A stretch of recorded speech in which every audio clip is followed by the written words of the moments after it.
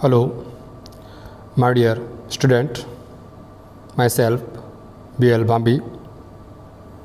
आज अपन राजस्थान की वनस्पति के बारे में अध्ययन करेंगे। सबसे पहले वनस्पति की परिभाषा।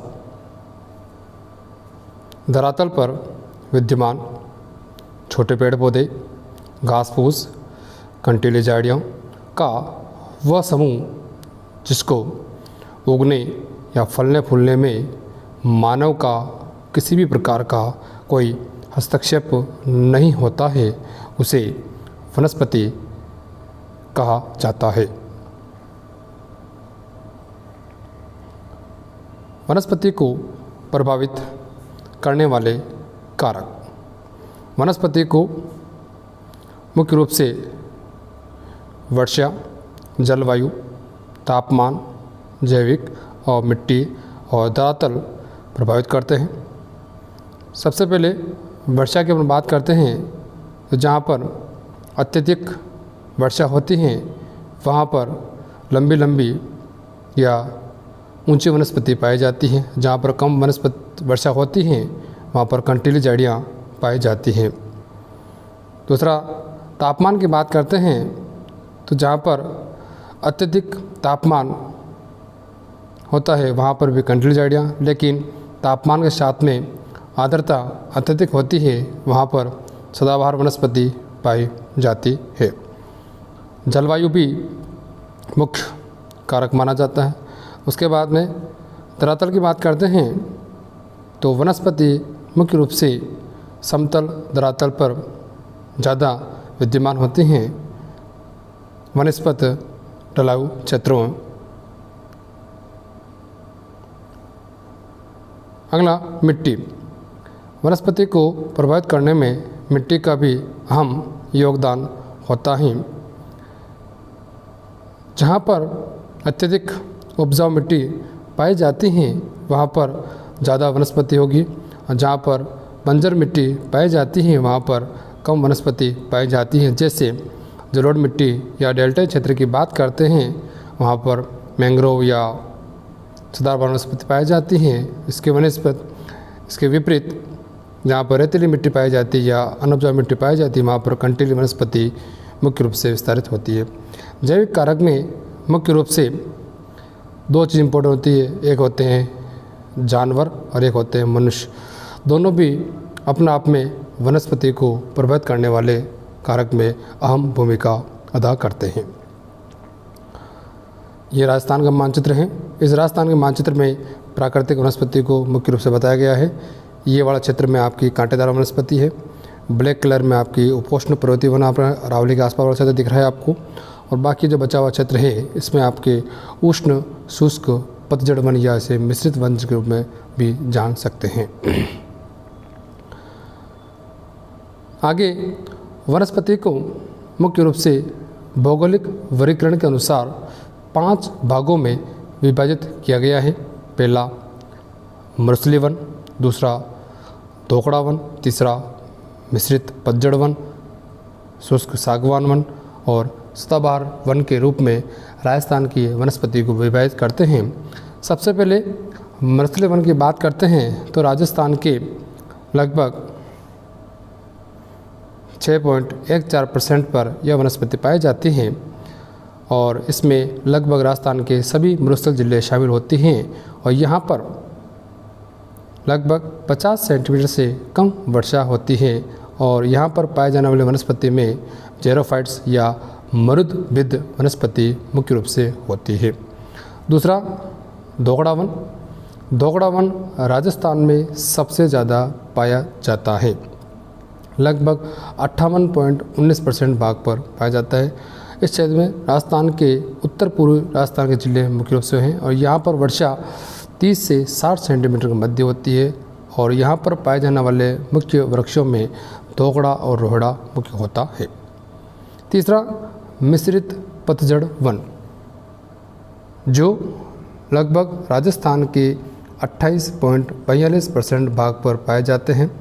इनमें मुख्य रूप से राजस्थान के दक्षिणी और उत्तर पूर्वी जिले जैसे उदयपुर, बांसवाड़ा, राजसमंद, चित्तौड़गढ़, भीलवाड़ा, सवाई माधोपुर, जयपुर, अजमेर, भरतपुर, धौलपुर आदि जिले मुख्य रूप से फैले हुए हैं। यहाँ पर वर्षा 50 से 75 सेंटीमीटर होती है और इसे यहाँ पर वृक्षों की जो मात्रा प्रधानता पाई जाती है वो मिश्रित होते हैं। नेक्स्ट, शुष्क सागवान वन। शुष्क सागवान वन राजस्थान के मात्र 6.87% क्षेत्र पर पाए जाते हैं और इनका विस्तार मुख्य रूप से राजस्थान के दक्षिण जिले बांसवाड़ा, प्रतापगढ़, उदयपुर, डूंगरपुर और सिरोही जिले में होता है। वर्षा लगभग 75 से 115 सेंटीमीटर के मध्य पाई जाती है। इनमें मुख्य वृक्षों में महुआ, तेंदू और खेर के वृक्ष होते हैं। और अंतिम, सदाबहार वन। राजस्थान में सबसे कम मात्रा में पाए जाने वाले वन हैं। मात्र 0.39% भाग पर पाए जाते हैं। राजस्थान के सिरोही जिले में इसका मुख्य विस्तार है और यहाँ पर वर्षा जो है 150 सेंटीमीटर से अधिक होती है। और यहाँ पर पाए जाने वाला एक वृक्ष है अबंत्री, जिसे वैज्ञानिक भाषा में डिकिप्टेरा आबुएंसिस के रूप में भी जान सकते हैं। यह विश्व की एकमात्र ऐसी वनस्पति है जो सिर्फ माउंट आबू में ही पाई जाती है, बाकी कहीं पर इसका पाया जाना नहीं होता है। दूसरी वर्गीकरण पर तौर पर राजस्थान में प्रशासनिक वर्गीकरण के रूप में अध्ययन करते हैं कि राजस्थान में वनस्पति का प्रशासनिक वर्गीकरण किस प्रकार का है। राजस्थान में प्रशासनिक वर्गीकरण के अनुसार इसे 3 भागों में बांटते हैं: आरक्षित, दूसरा आरक्षित, तीसरा अवर्गीकृत। राजस्थान में आरक्षित वन का मतलब ये होता है ऐसे वन जहाँ पर लकड़ी काटना और पशुचारण पर पूर्णतः प्रतिबंध होता है। और रक्षित का मतलब होता है सूखी लकड़ी काटना और पशुचारण सीमित प्रतिबंध होता है। और अवर्गीकृत का मतलब ये होता है जिसमें लकड़ी काटने और कोई प्रतिबंध नहीं होता है। राजस्थान में आरक्षित या रिजर्व जो वनस्पति है मुख्य रूप से 38.11% भाग पर फैली हुई है, जो राजस्थान में सबसे ज़्यादा उदयपुर, चित्तौड़ जिले में पाया जाता है। दूसरा पढ़ते हैं रक्षित वन। रक्षित वन राजस्थान में प्रशासनिक वर्गीकरण के अनुसार सबसे ज़्यादा वन है, लगभग 55.64% भाग पर फैला हुआ है, जो राजस्थान के 12 और करौली जिले में सबसे ज़्यादा फैले हुए हैं। तीसरा अवर्गीकृत या अनक्लासिफाइड वनस्पति राजस्थान में सबसे कम मात्रा में फैली हुई है, 6.25% भाग पर फैले हुए हैं, जिनमें मुख्य जिलों की बात करते हैं तो बीकानेर और गंगानगर जिला आता है। अब प्रतियोगी परीक्षा के अनुसार फॉरेस्ट रिपोर्ट 2019 की अपन चर्चा करते हैं। यह भारत की 16वीं वन रिपोर्ट है 2019 की।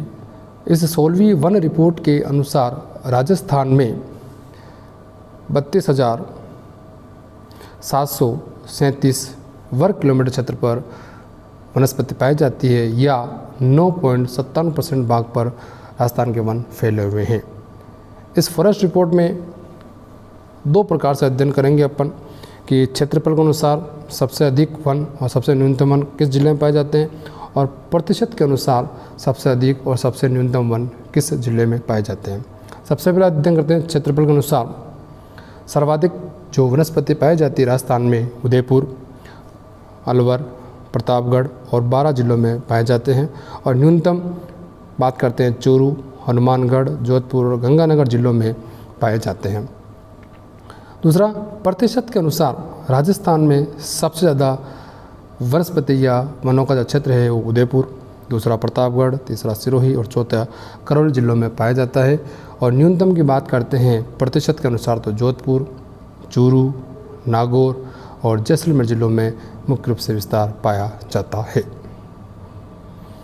अब अगला टॉपिक, राजस्थान के वनस्पति के अंतर्गत प्रमुख वृक्षों के रूप में अध्ययन किए गए राजस्थान में मुख्य रूप से कौन से प्रमुख वृक्ष पाए जाते हैं। सबसे पहला अपन बात करेंगे खेजड़ी।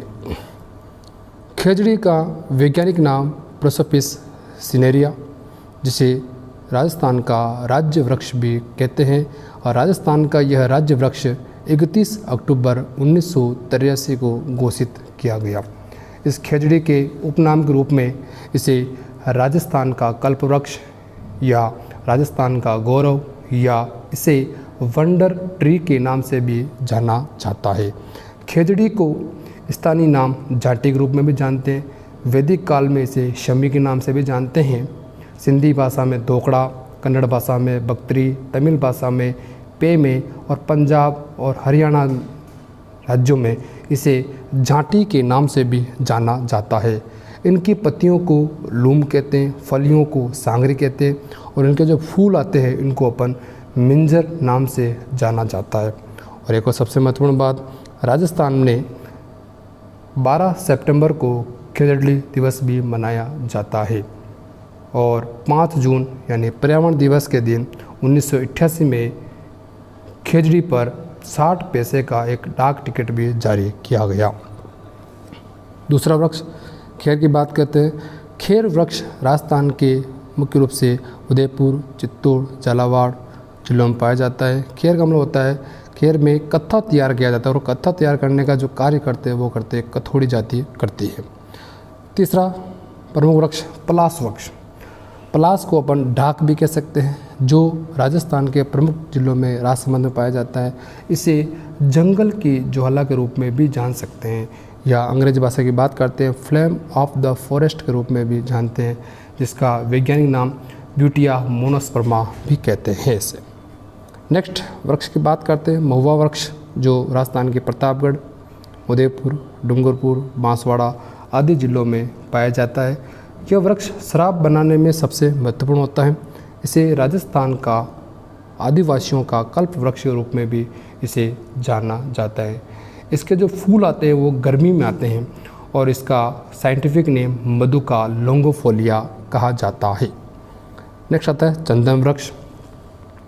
चंदन वृक्ष मुख्य रूप से राजसमंद के खमनोर और देरवाड़ा में पाया जाता है। रोहिड़ा,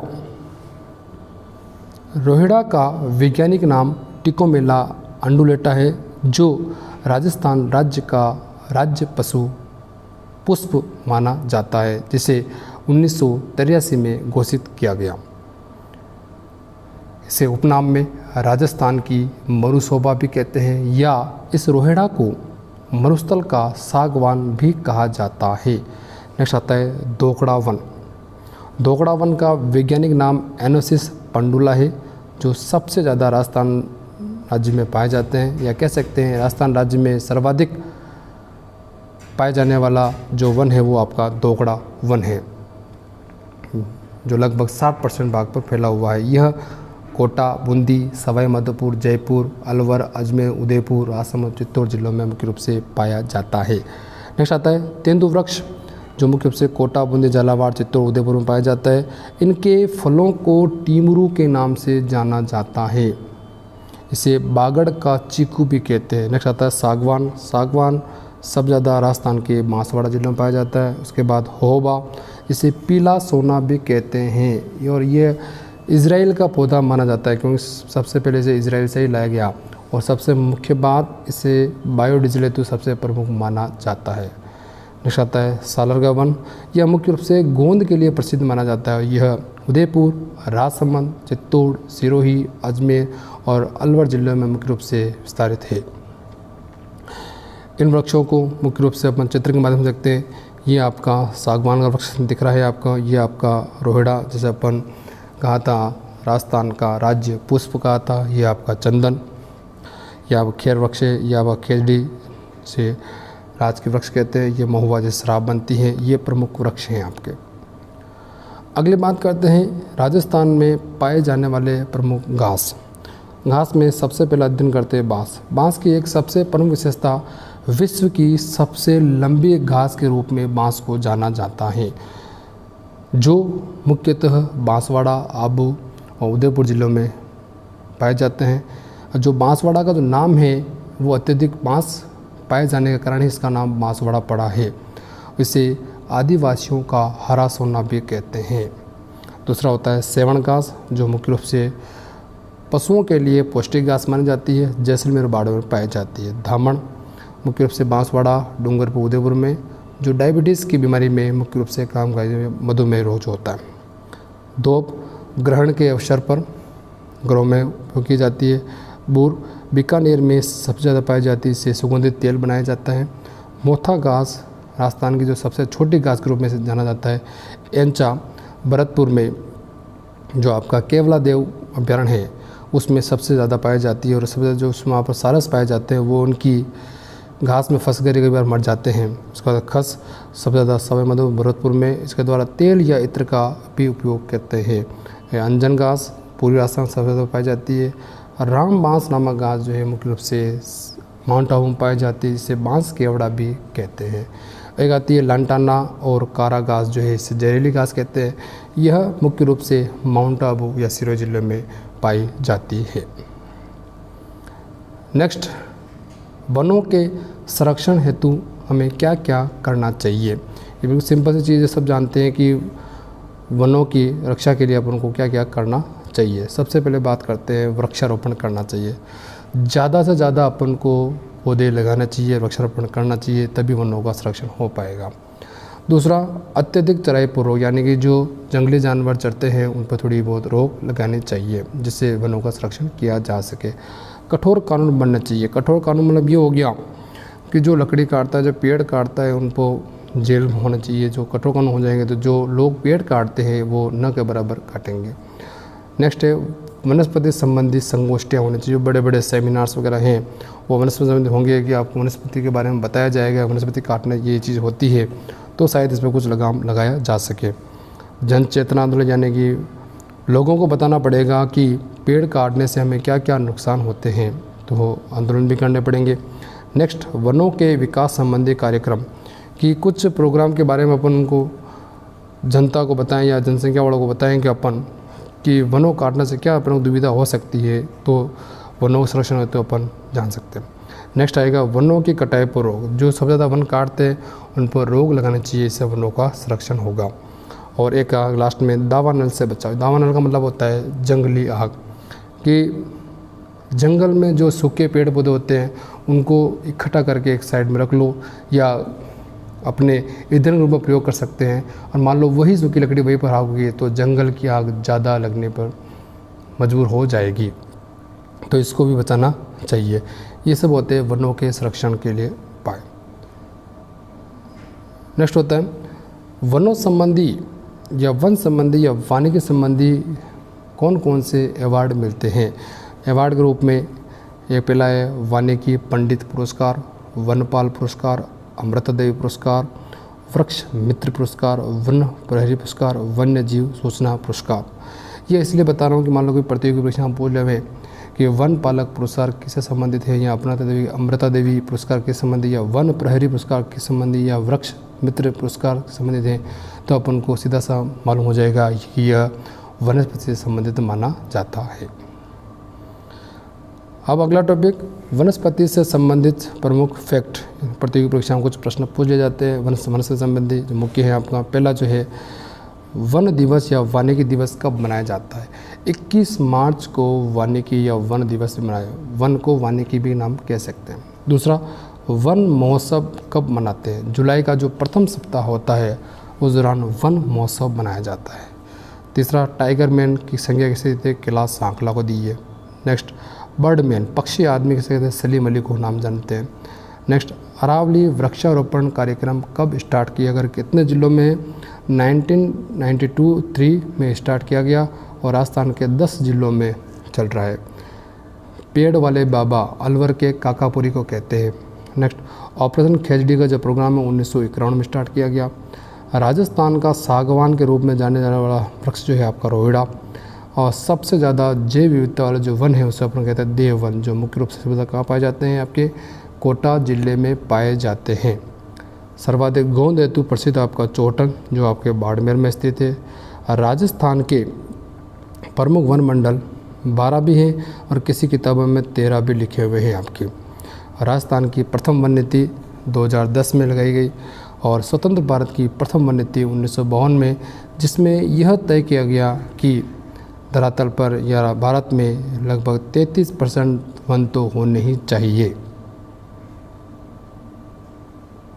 धन्यवाद। प्लीज़ वीडियो देखें और कमेंट करें आप। Thank you.